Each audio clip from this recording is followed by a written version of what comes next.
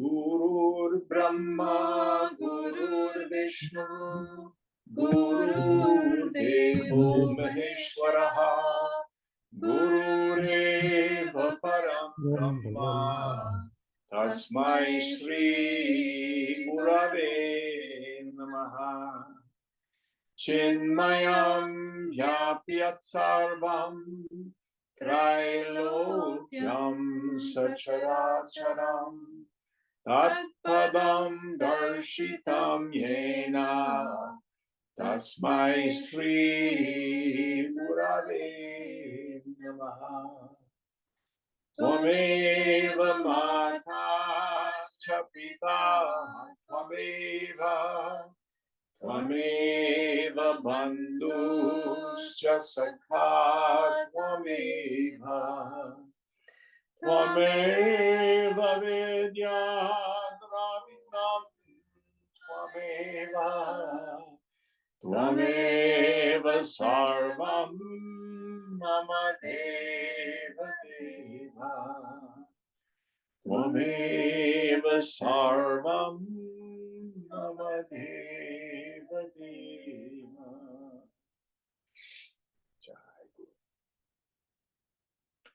Om Sahana Bhavatu Sahana Bhunaktu Sahaviryam Karavavai Tejasvinavadhitamastu ma vidvishavahai.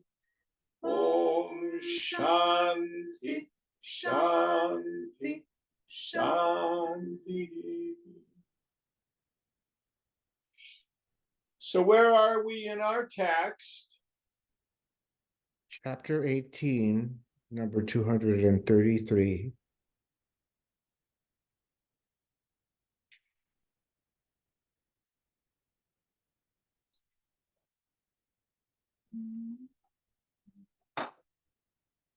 Have you found it?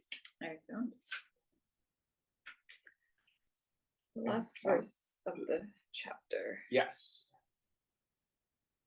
Vedanta Vakya Pushpebhyo Jnanamritam Tutamamam Ujjahara Livadhyo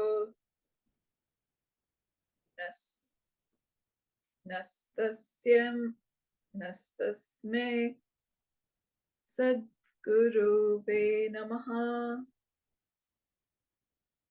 I bow down to my teacher, a knower of Brahman, who collected for us the nectar of knowledge from the Vedantas, like a bee collecting the best honey from flowers. Yes. So Vedanta Pushpam is the term he's used here, which is a pushpam is a garland. Isn't that right? I think so. I thought it meant flower. Pardon me? I thought it meant flower. Could be, yes, a flower. So here he ends the chapter with salutations to his teacher, Sri Govindapada, who has gathered all the various teachings and put them forward in a way that makes it understandable. And again, one of Shankara's greatest contributions, maybe he got this from his teacher. We have no writings from Govindapada, but one of Shankara's great contributions is to systematize the teachings in the Upanishads. I think his greatest work is Vivekachudamani, where he starts from the very beginning, and as the mind of the student becomes subtler and their understanding matures, takes them to the highest. So we've ended this chapter, starting now, 19th chapter. Athatmam Manaha Samvada Prakaranam. A conversation between the self and the mind. Yes. So what's beautiful about this? Swamiji was once asked, well, why do you teach? And his response was a good one. he said, the higher part of my mind is talking to the lower part of my mind. And if other people overhear the conversation and get value from it, well and good.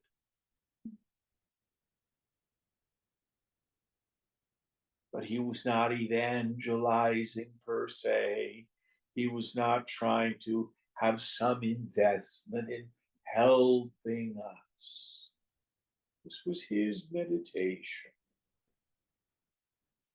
And we get the same idea in this last chapter. This is a metaphor. This is a metaphor. So let's see what the higher part says to the lower part here.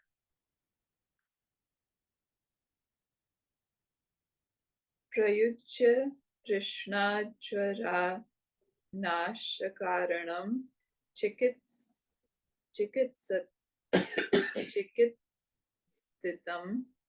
Jnana Viraga Bheshajam Na Yati Kamachvara Sannipatajam Sharira Malam Shatayoga Dukhitam. One becomes free from the distress caused by a series of hundreds of bodies, which has its origin in a swoon due to the fever of desires, if one places oneself under the treatment in which medicines are knowledge and dispassion, the causes of the destruction of the fever of desires mentioned above. So we have this beginningless condition of avidya, of ignorance. And when we say beginningless, we can look at it two ways. First, anatam, it is very, very old. So that we've been in the state of ignorance for lifetimes, innumerable bodies, innumerable human bodies, and before that, our various lifetimes through other life forms. The fruit of that ignorance is identification with the body and the deeply rooted conviction that people, places, things, and situations are necessary for me to be happy, which makes existential fear arise. I'm not okay. I need to be defended. I need to be protected. I need to be secured. I'm frightened of being threatened or attacked. And then the second idea is this fundamental neediness. My well-being is external, and I need more, better, different, in order to be happy, in order to be okay. And that whole process creates more covering on the mind, which impels me into more and more rebirth. Now, you don't need to believe in the doctrine of reincarnation. It can just be, I hate my job, I don't like what I'm doing. It's all going to be better if I have a different job. I hate my relationship. This is the wrong person. It'll be better if I have another partner. I hate where I live. If only I moved to a different city or a different country, it would all be better. It's the same idea. And it's rooted in spiritual ignorance. And the result is dukkha, suffering. Any thoughts on this? This is the essence of the problem. Next verse. Aham mameti tva manartha mihase parartha michanti tavanya ihitam na te arthabodho nahi me asti charthita tascha yuktaha shama eva te manaha. O my mind, you indulge in vain ideas like me and mine. Your efforts, according to others, are for one other than yourself. You have no consciousness of things, and I have no desire of having anything. It is therefore proper for you to remain quiet. Yes. So here, the higher part of our mind is reminding the lower part of our mind of the truth. So there I am suffering. Lower part of my mind says, gimme, gimme, gimme, I need to have my needs met. The higher part of my mind says, oh, fool.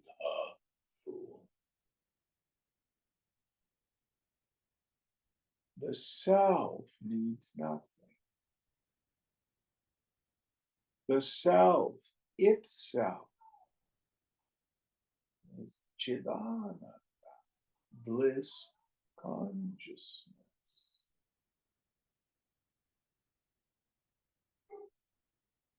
Let go.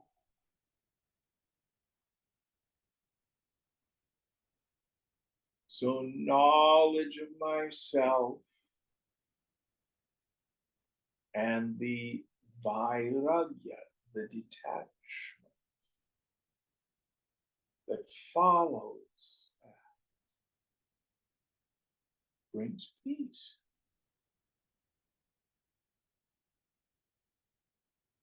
This is what the Shrutis say.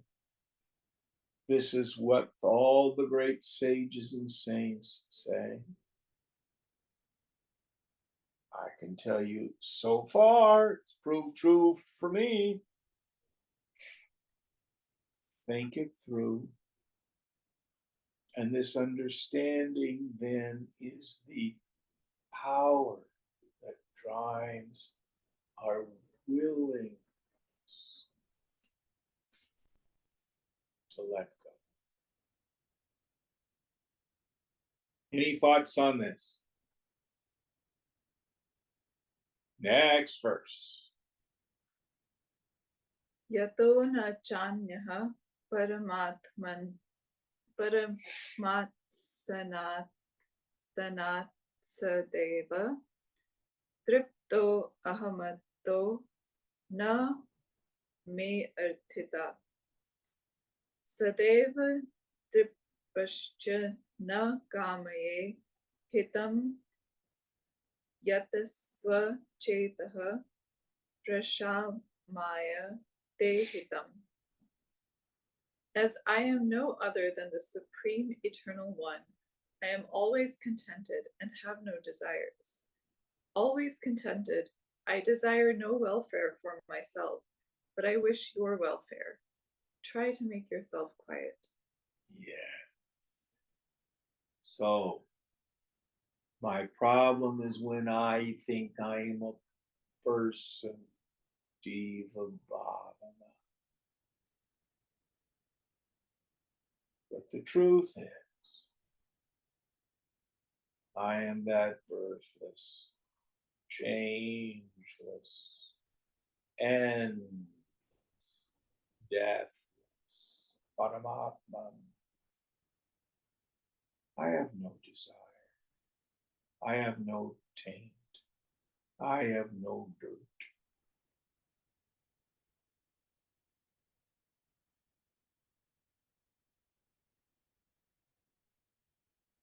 Om my mind. Cease the vikshepa shakti. Let go of the struggle.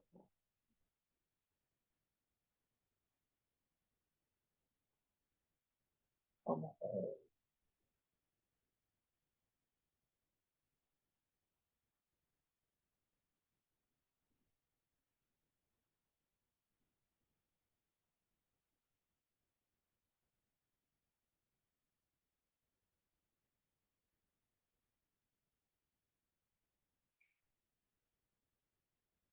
Real spirituality is so simple.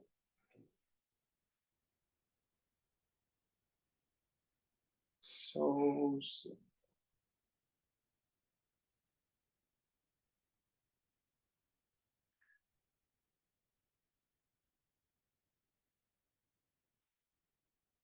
Next verse.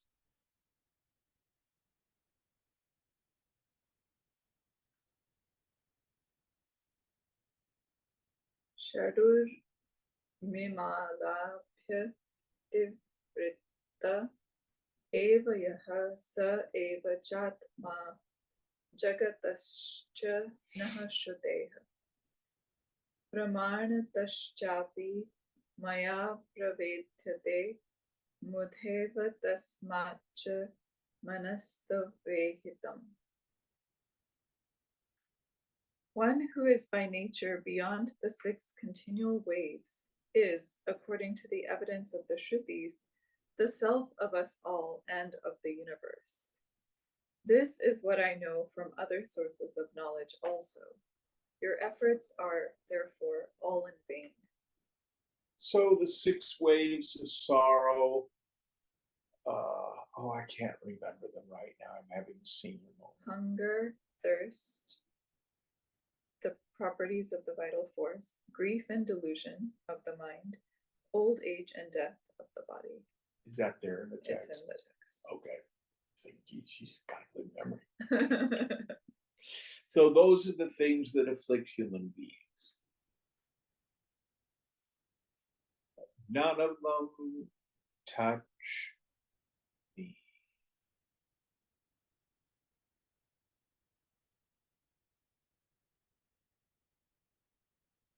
None of them touch me.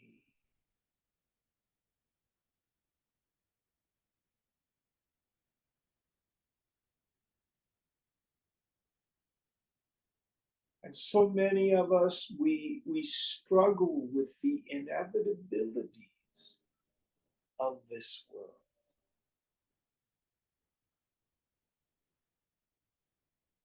The constant of this world is change.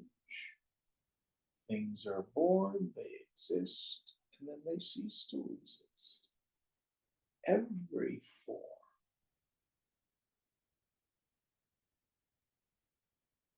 But you and I, it's like we're standing on the shore. Okay, waves, let's do battle. Stop coming in and going up. How effective are any of us to do battle with the waves? Waves come in, waves go out. Waves come in, waves come out. You and I, how we battle this world.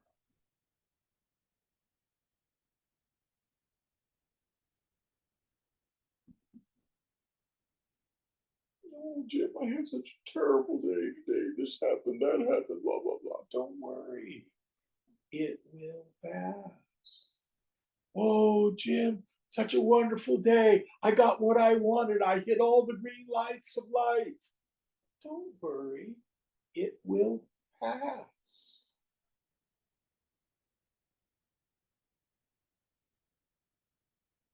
Stay out of it. Watch the movie go by.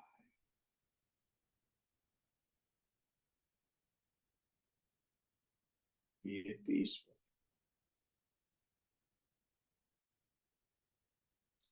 Any thoughts on this? Will that mean I shouldn't do anything? Do as you will.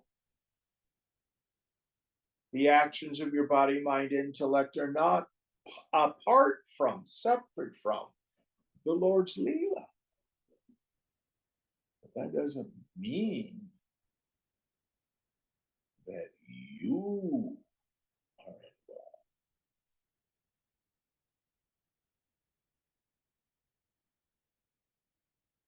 Next verse.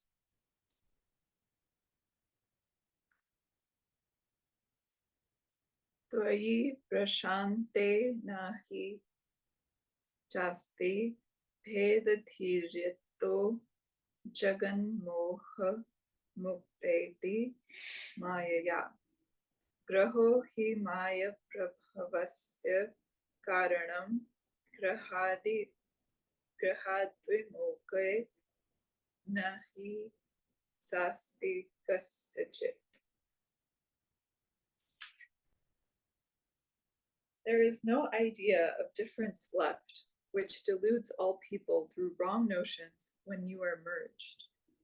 For the cause of all wrong notions is the perception of the reality of difference. These wrong notions vanish as soon as one is free from this perception. Yeah. So you either see it or you don't. You either have that clear understanding, it's myself. When you ever not you, how do you know you? You do not see, hear, taste, touch, smell, emote, or think yourself, yet you are not unknown.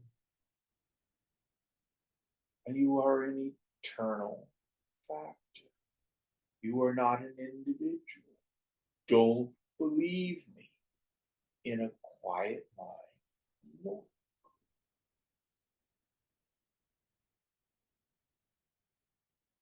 But as soon as I think I am a person, I am my body, and the world is separate from me and has inherent joy-giving and misery-producing properties, then the whole crazy zoo starts. And it seems so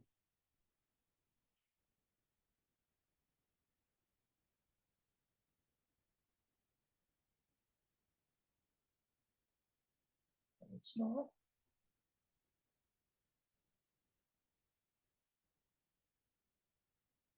Remember our philosophical definition of reality. That which is never subject to negation.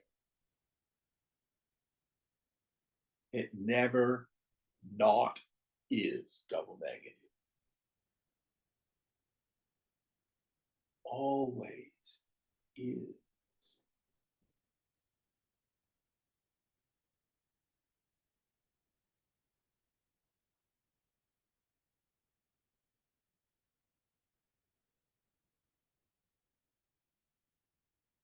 Next verse.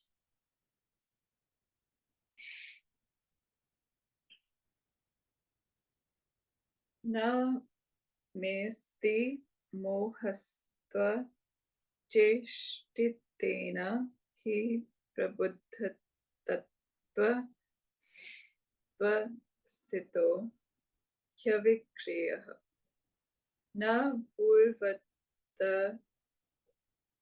purvatattvottarabhedata hi no vritheva tasmach manastavehitam. I am not deluded by your efforts, for I have known the truth and am free from all bondage and change. I have no difference in the conditions preceding the knowledge of truth and succeeding it. Your efforts, O mind, are therefore useless. Yes. So for many of us, the deeply rooted idea of being the mumukshu. I want to be liberated. I want to have an experience. I want something different than the now. So this is a very important point. don't try to be an enlightened person. Know that you are Brahman. And what the state of this body, mind, intellect is God's problem. I have a long-term friend in the Chinmaya mission. Mission, her name. And she's been in the work a long time, but she's not happy. And my other friend was talking to her and says, what is it that you want? What is it that you want? And she says, I want to be like the saints. Oh, dangerous, dangerous. Because that idea can torture us.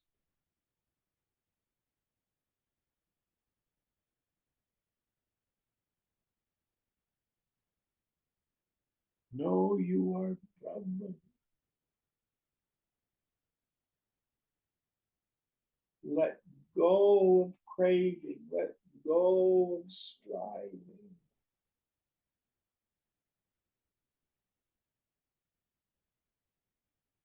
I was watching some YouTube videos of Ananda Mahima.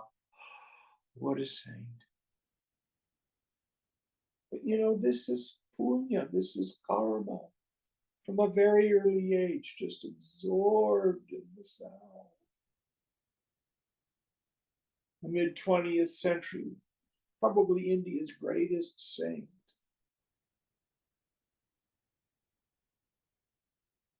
Did she know a different self than you or me? No.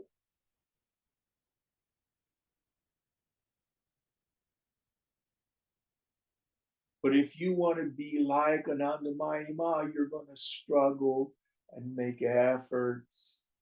And that's the very essence of my suffering. Struggling. Quit being concerned about this stupid mind.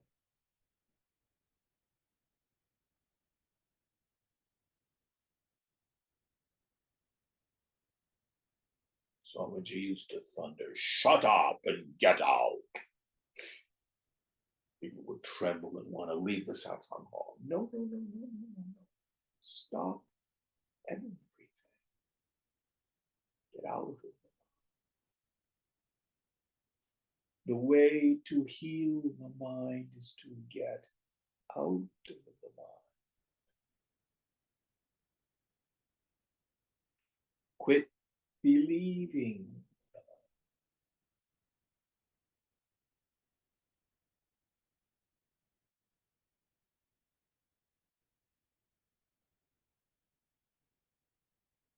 Paradox is, then the mind settles down.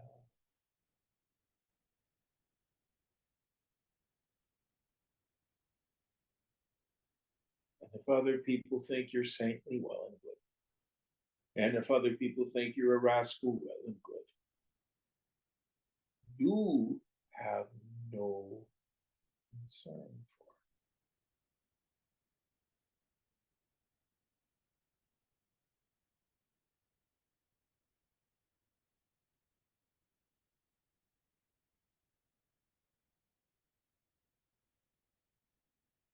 Any thoughts on this? Now, this is not a teaching we give to beginning students. For beginning students in Gita, Krishna says, by all means, be a yogi, someone who strives for union. Shankar will say, be a mumukshu. You have to have mumukshutva, the burning desire for liberation. But once you have a sense, this aparokshayanam, I know from my direct experience, I am Brahman. Now let go of all the struggle.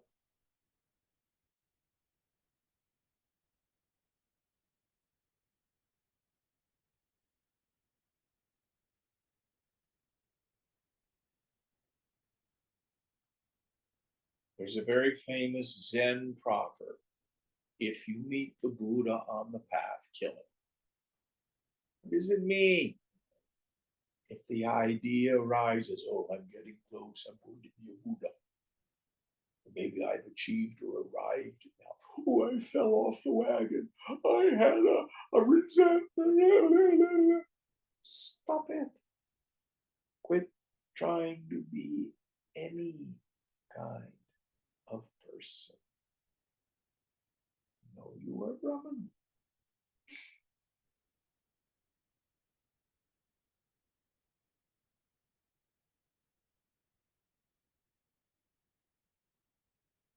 Now, this is not a license to bad behavior.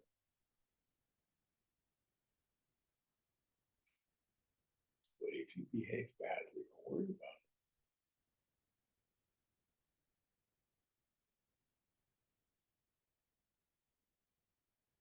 Make your amends. Never to do better next time. And let it go.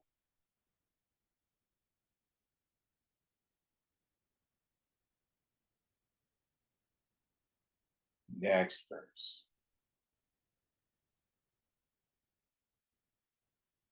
Yatascha nityo ahameto na chanyatha vikara yoge hi bhaved nityata. Sada prabhato ahamato hi chadvayo vikalpitam chapyasaditya vasthitam. As I am eternal, I am not otherwise. Transitoriness is due to the connection with changes. I am always self-effulgent, and therefore without a second. It is ascertained that everything created by the mind is non-existent. Yes. So again, stay identified as that chidakash, that space of pure awareness. Know everything that is perceived by the senses is just imagined by the mind. And the mind itself is not real.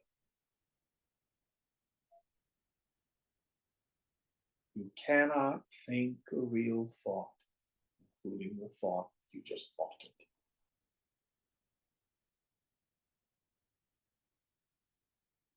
We give up. I don't want vicious thoughts, I want virtuous thoughts. I don't want bad thoughts, I want nice thoughts.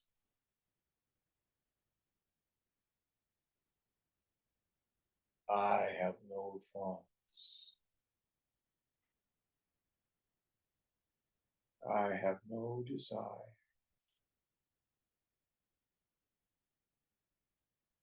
I am Chidakash, the space of pure awareness. Be Shuddha, extremely pure, beyond all the qualities of the mind. What concern have I with imagination? Just let it go. Don't believe it. Don't get caught up in it.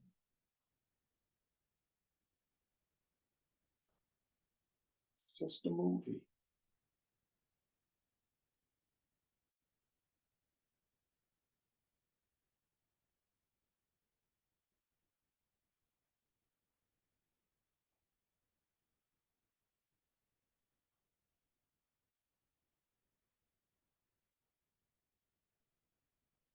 Sarvamaya, Sarvamaya.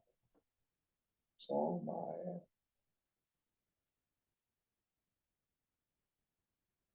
see that. It's all close.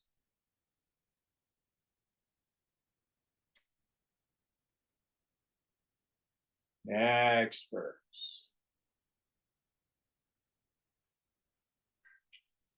Abhavarupam Tvamasiha He Mano Nirikshya-mane Na Hi Yuktito Astita Sato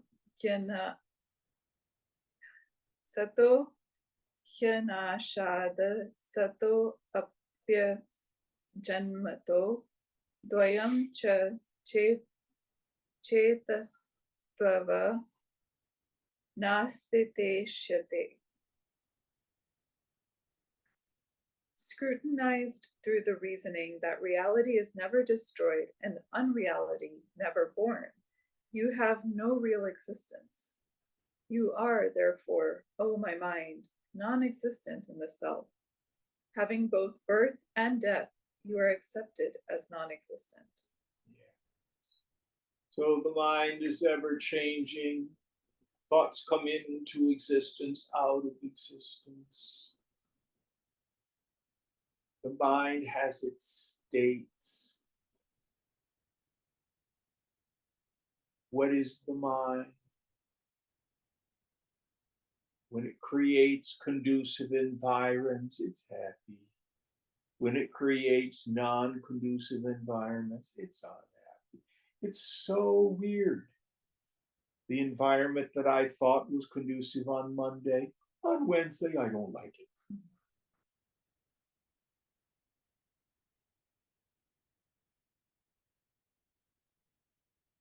Pay it no heed.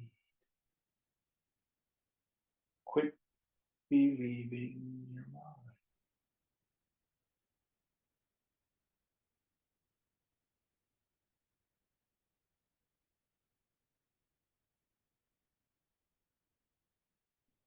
Just let the thoughts go by like the traffic.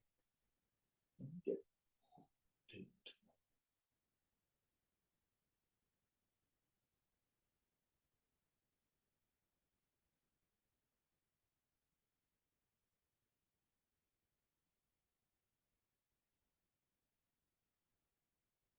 I love the word vritti, usually translated as a thought.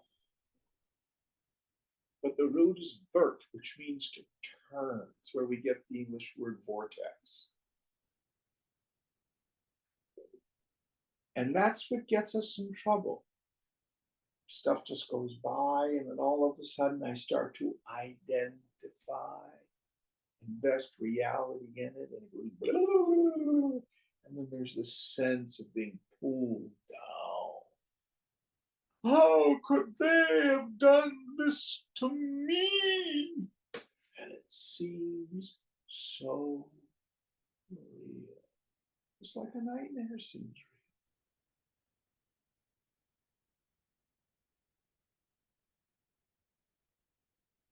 Just let the stuff go. Let it back.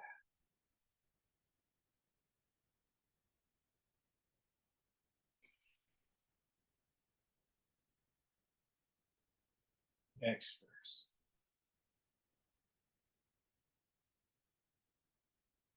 There are two together. Okay. Drashta cha drishyam cha tatha cha darshanam brahmastu sarvastava kalpito hi saha drisheshcha bhinnam na hi drishya mikshate swapna prabodhena tatha na bhidyate vikalpana vapi tatha dvaya bhaved vastu yogat dalat chakravat na shakti bhedosti yato na chatmanam tato dvayam tato dvayatvam shrutito vasiyate. As everything, the seer, seeing, and the seen, is a false notion superimposed by you, and as no object of perception is known to have an existence independent of that of the self is one only. When this is so, the self is in the state of deep sleep, does not differ from itself when in waking or dream. Unreal, like the circular form of a burning torch, superimposition also has no existence independent of that of the non-dual self. The oneness of the self is ascertained from the Shrutis as the self has no division within itself on account of different powers, and as it is not different in different bodies. So here Shankara is alluding to the Karika of his grandfather Guru Gaudapada in the Mandukya Upanishad. And he's referencing the second chapter and the fourth chapter. In the second chapter of Gaudapada's Karika, the fourth Karika basically says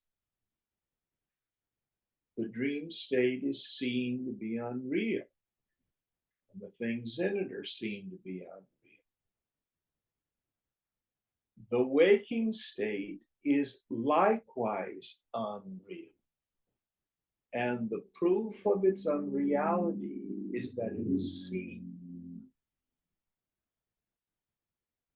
And he goes on to logically prove why this is true. If you can see it, if you can know it, if it is an objective perception, it is nothing but imagination. It is not real. Only you.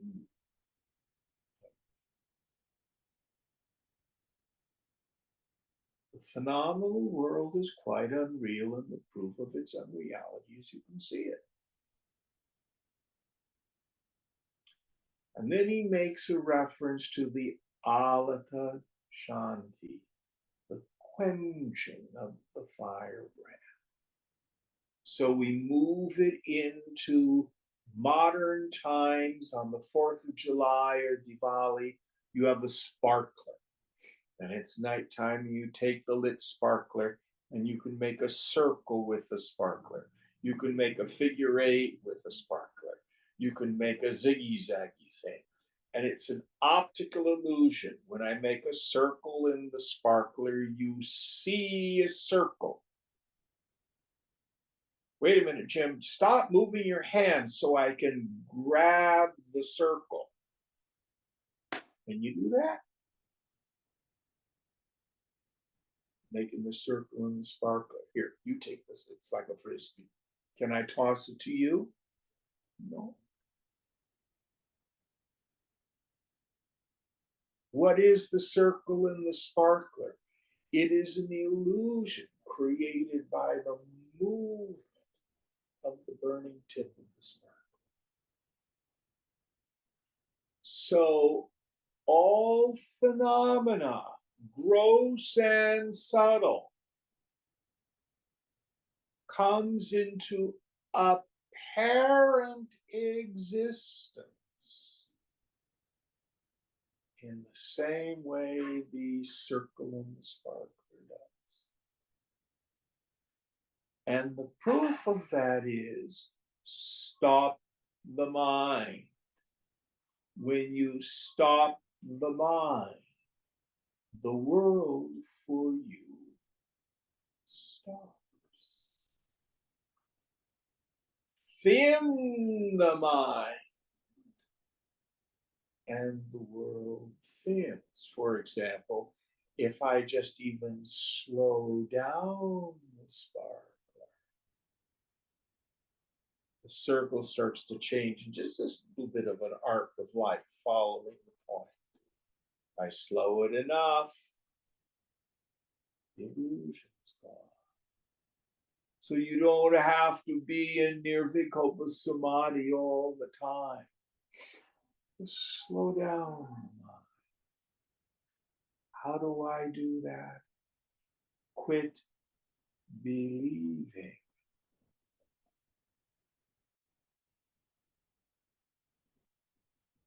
Now, you can bring the world back anytime you want. Start thinking about it. So much that's implied in that. It is the focus on things, the concentration on things, the thinking about things that reify them for us. And in fact, physics is getting very close to that. So you get down to the quantum level. And in a sense, you can't find a thing called an electron orbiting a nucleus. There's like a field. And you can't say where the electron is. You can only say the probability. When you study light, there are experiments that have been done that when you observe light, it acts like matter. When you don't try to measure and observe light, it acts like energy. It's the fact of observing it that converts it to matter. It's really weird. It knows we're looking at it. So is the whole world.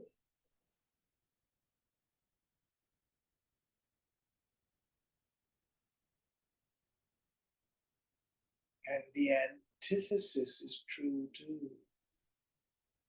My worries, my problems wither and die from lack of attention when I focus my mind on the infinite.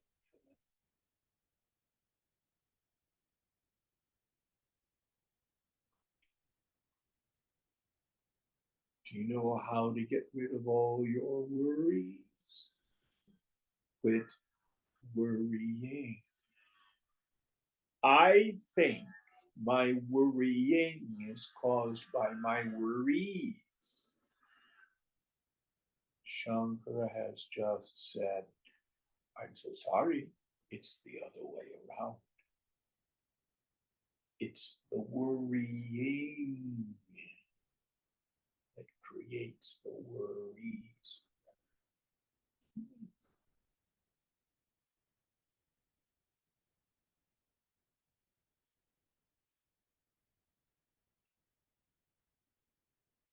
My worries and my problems wither and die from lack of attention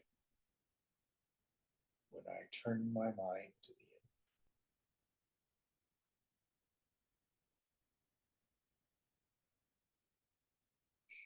the end. Next verse.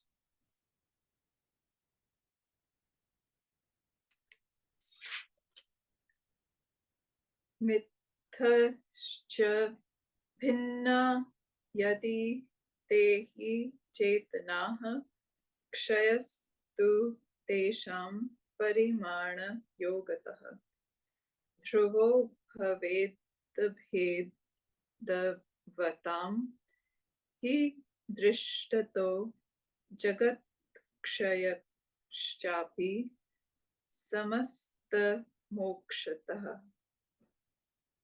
If, according to you, souls were mutually different and so limited by one another, they would meet with destruction, as all such things are seen to come to an end. Again, all being liberated, the whole world would meet with extinction. Yes. So if individual souls were in fact existent, it would mean they come into existence, they exist for a while, and they're destroyed. in time, the universe would cease to exist. That's not our experience.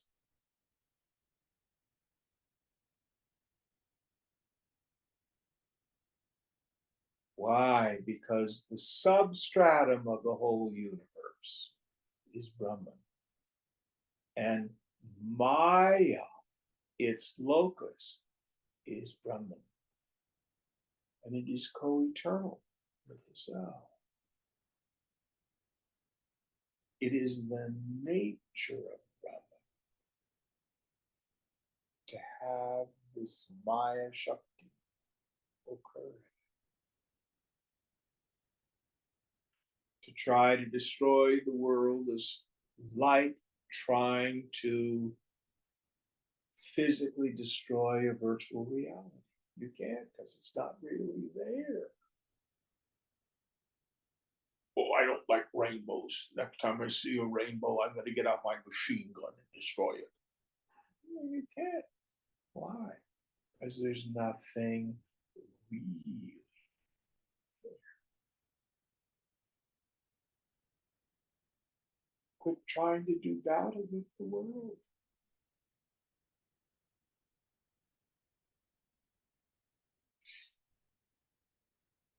It's ineffectual. Don't believe me, look to your experience. How many times do I say this? Who got upset this week? Tell me this is the first time.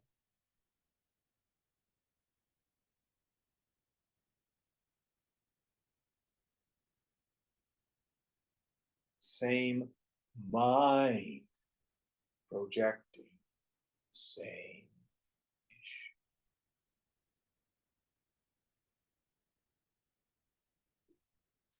Next verse. Nesti kaschin cha sosmi kasya chidyato advayo aham nahi chasti kalpitam akalpita chasmi pura prasiddhato vikalpanaya dvayameva kalpitam. There is no one who belongs to me, nor is there anyone to whom I belong, as I am without a second. The world which is superimposed does not exist.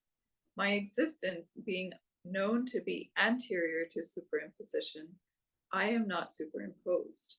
It is duality only that is so. Yes.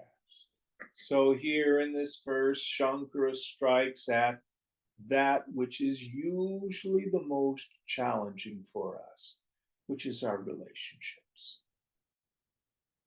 There's the old slogan, do you know why our family pushes our buttons? Because they installed them. So frequently it's those who are family that are most difficult to let go of. It's very interesting. In Sanskrit, what is the word for family? Bandha. In Sanskrit, what is the word for bondage? Bandha. Now it has two meanings. Of course, we're bound by duty to our family. Also means it's my attachments, my family of origin habits that are oftentimes the most difficult. So here Shankara says, I have no father, no mother, no husband, no wife, no children, no friends, no. I am Kevala.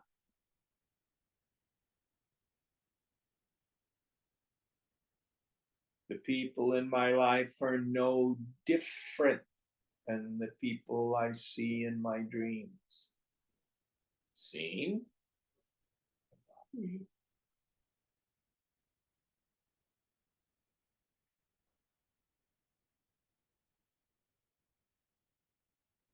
What do I know? All relationships end in death or divorce.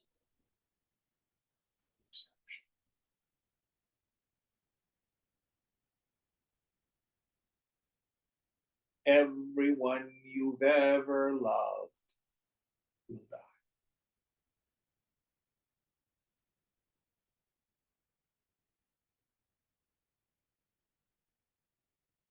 To try to seek my self-worth by winning the approval of other people is like trying to discern the form of your body in a room of distorted mirrors.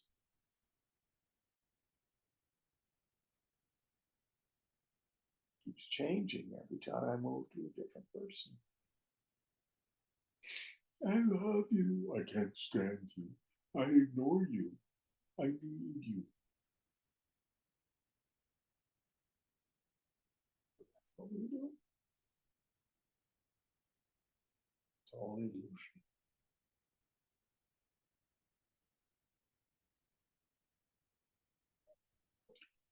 And there's no real escape as long as we continue to be identified.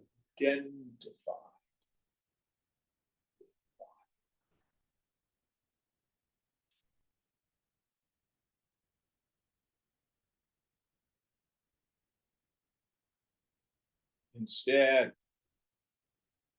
look into someone's eyes, whether you like them or not. And don't pay attention to the body or what they're saying or their feelings or their thoughts. There's a conscious being peering out of those eyes. That's yourself.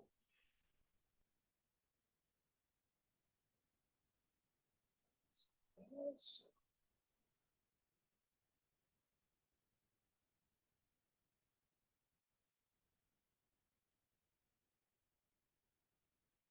Next verse.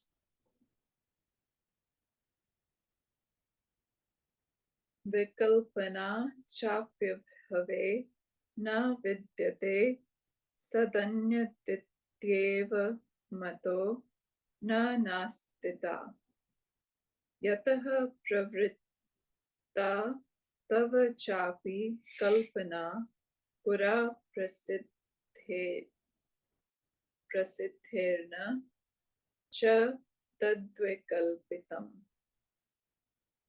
The unborn self can never be regarded as non-existent because there cannot be the superimposition of existence or non-existence on it. What exists prior to you and on which you yourself are superimposed cannot itself be superimposed. So one of the foundational fears of the mind, I think I can be killed or non-existent, or at least diminished or changed.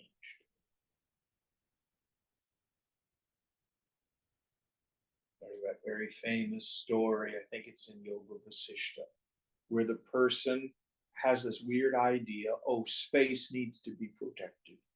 So I'm going to build a house to protect space. In time, the house falls down. And he doesn't mourn the loss of the house.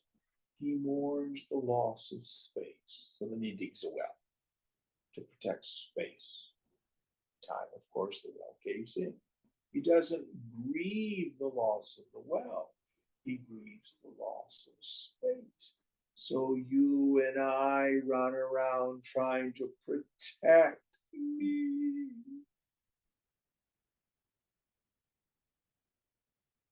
And when are you ever not you?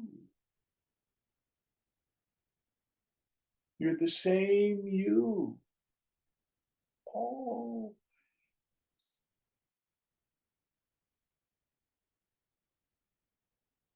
You were there before the body came into existence. Well, I don't remember it. You don't remember 10 years ago.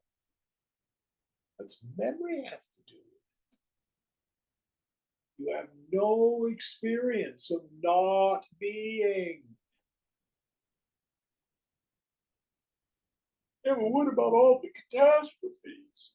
Okay, so you've had catastrophes. Did you cease to exist? And in some form or another, a catastrophe pass.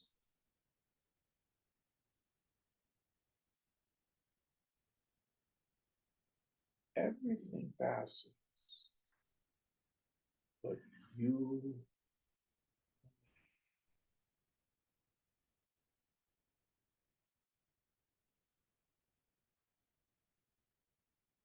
Next verse.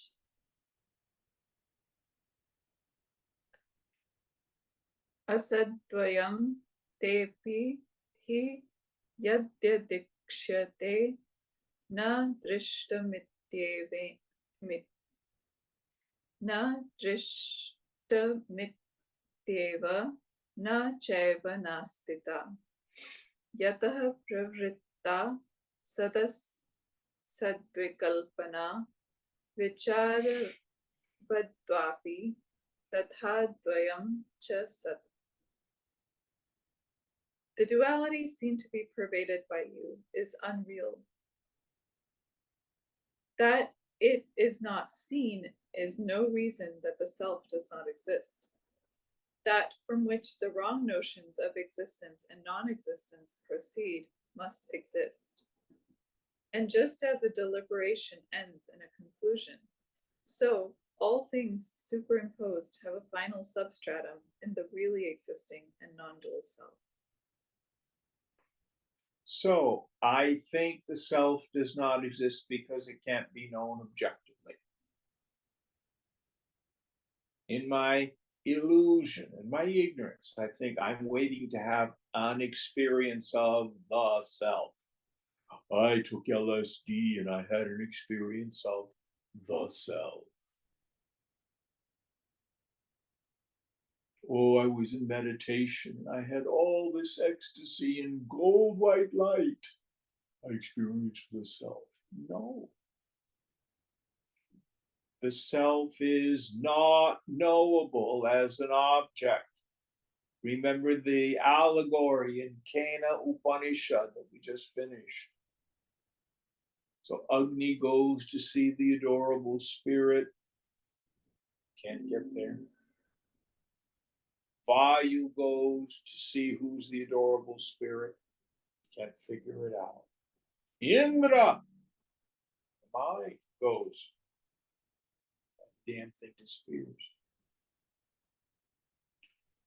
Meaning the self is not knowable as an object of cognition. But it is not unknown. How do you know you are you? Do you exist? I think so. What validates that you are? You don't see, hear, taste, touch, smell, emote, or think yourself. Yet you are not unknown. You are Swayambhu, self-evident. Swayam Jyoti, self-effulgent, self-luminous. But it's not like an object.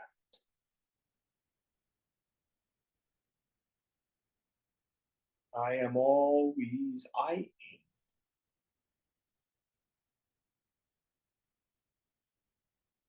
All that is knowable is in constant flux,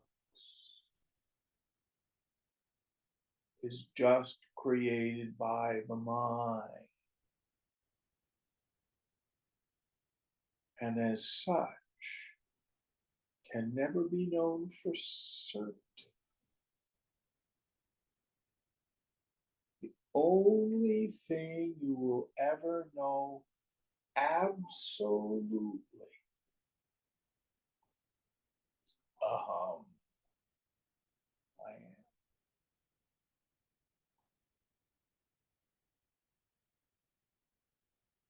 So the yogi lets the mystery of the world be mysterious.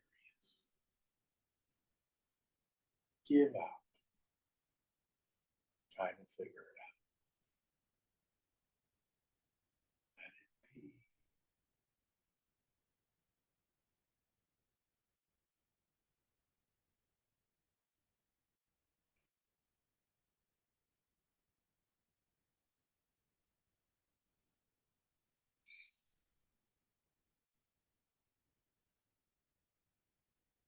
Okay, how many more verses do we have?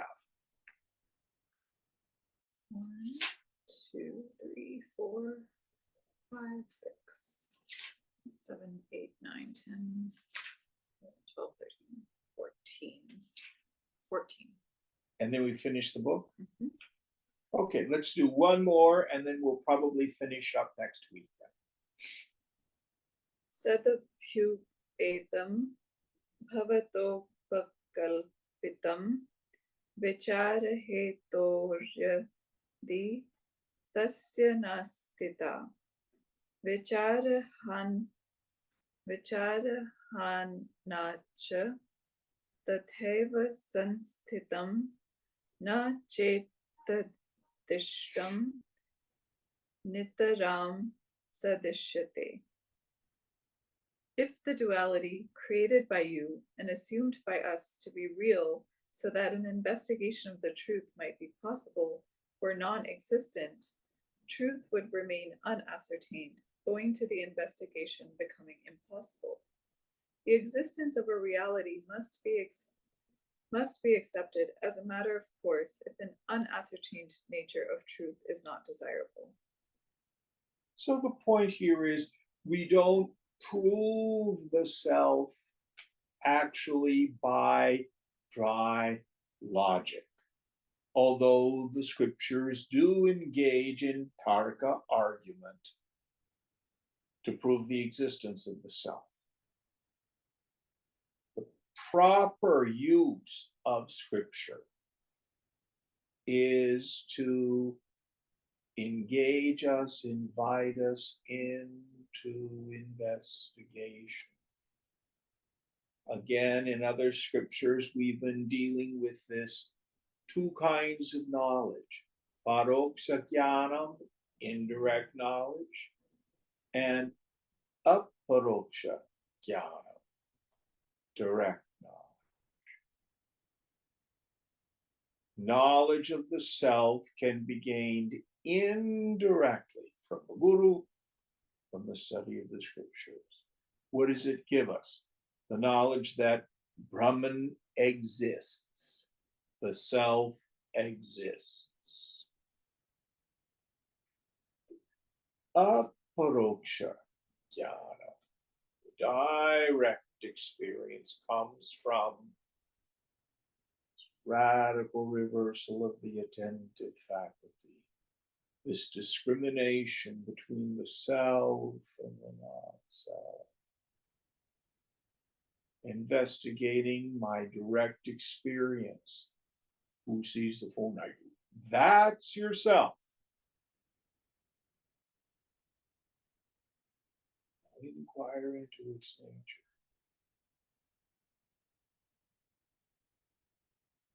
In that sense, the scriptures are a paroksha jnana, a direct means of knowledge, if you do what they suggest.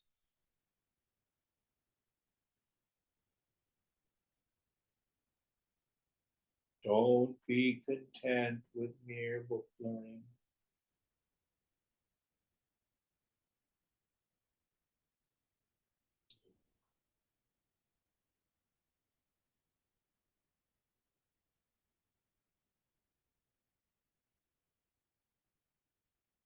Okay, we'll end here. Om Purnamada Purnamidam Purnat Purnamudachyate Purnasya Purnamadaya Purnamevavashishyate. Om Shanti Shanti Shanti. Hari Om Sri Guru Pyo Namaha. Hari